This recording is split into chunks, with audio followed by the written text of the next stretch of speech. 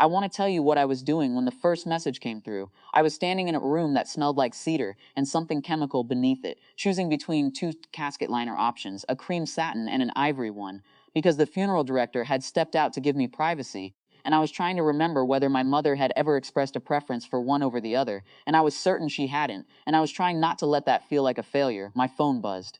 A photo in the sibling group chat. My sister Rachel, standing in front of my mother's china cabinet, holding two porcelain teacups, one in each hand, with a caption that said, "Think I'll take these. Anyone object?" Nobody objected. I looked at the cream satin. I chose the ivory. I put my phone in my pocket. Nobody called. I want to be precise about what the last 3 years looked like, because I've noticed that when people imagine caregiving, they imagine something soft, something noble and gauzy. They picture a hand held across a hospital bed, a daughter whispering comfort in the dark. That happened. But it was not the majority of it. The majority of it was a shared notes app that only I ever opened, where I kept a running log of my mother's medications, dosages, timing, which ones had been adjusted and when and by which doctor. It was driving 40 minutes each way to dialysis on Tuesdays and Fridays, sometimes Saturdays when she retained fluid and the clinic fit her in. It was learning, from a nurse named Donna who was patient with me, how to repack a wound without introducing infection.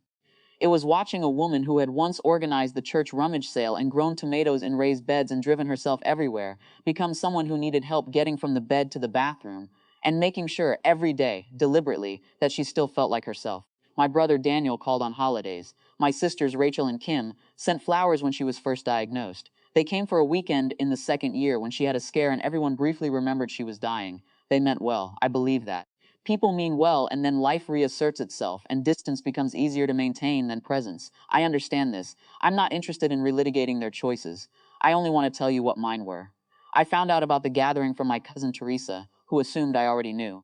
The evening of the funeral, while I was still at the reception accepting casseroles I had nowhere to store, my siblings gathered at my mother's house. They divided her jewelry by birth order. Rachel first, then Kim, then Daniel. They discussed the savings account.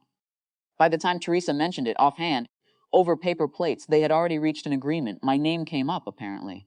I was described as handling the arrangements, like it was a task I'd been assigned, like I'd simply drawn the short straw.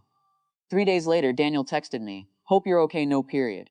Just those 4 words floating in the white space of the screen, like something let go from a window. I read it twice, set the phone on the counter, made a cup of coffee, drank half of it standing at the sink, watching the neighbor's dog pace the fence line, read the message a third time. I thought about what I wanted to say. I thought about it for a long time. I thought about the Tuesday I'd sat in the dialysis waiting room for 4 hours, with a crossword puzzle I never finished.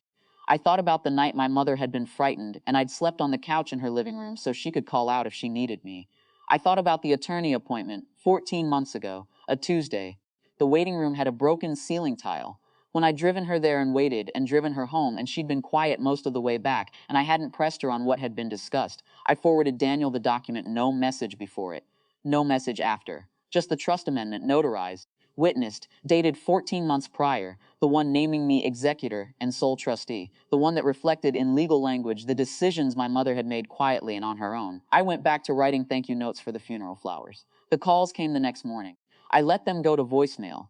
Rachel texted that there must have been some confusion. Kim called it a misunderstanding, which is a word people use when understanding is exactly what has occurred and they don't care for it.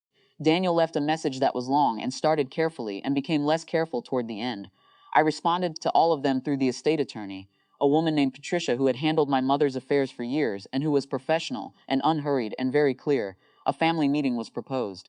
I declined through Patricia. All questions, I said, should go through proper channels. This was not cruelty. It was the only language I had learned that certain conversations can be had in without becoming something else entirely. The estate settled over the following months. It was not simple, but it was not contested, because contesting it would have required proving that my mother hadn't known what she was doing, and my mother, until her final weeks, had known exactly what she was doing. On a Saturday in early November, I drove my mother's reading chair to the public library on Clement Street, where she had volunteered on Tuesday mornings for 11 years before she got sick. The librarian recognized it. She didn't say much. She thanked me and touched the arm of the chair briefly, the way you touch something you're glad to see return to the right place. I sat in my car in the library parking lot for a while. I want to tell you that I felt something clean, something finished. But the honest answer is that I felt accurate, the way a long column of figures feels when someone finally checks the math and the number at the bottom turns out to be correct. Not satisfying exactly, just no longer wrong. I drove home, I fed the cat, I reheated the leftover soup. I did not look at my phone until morning.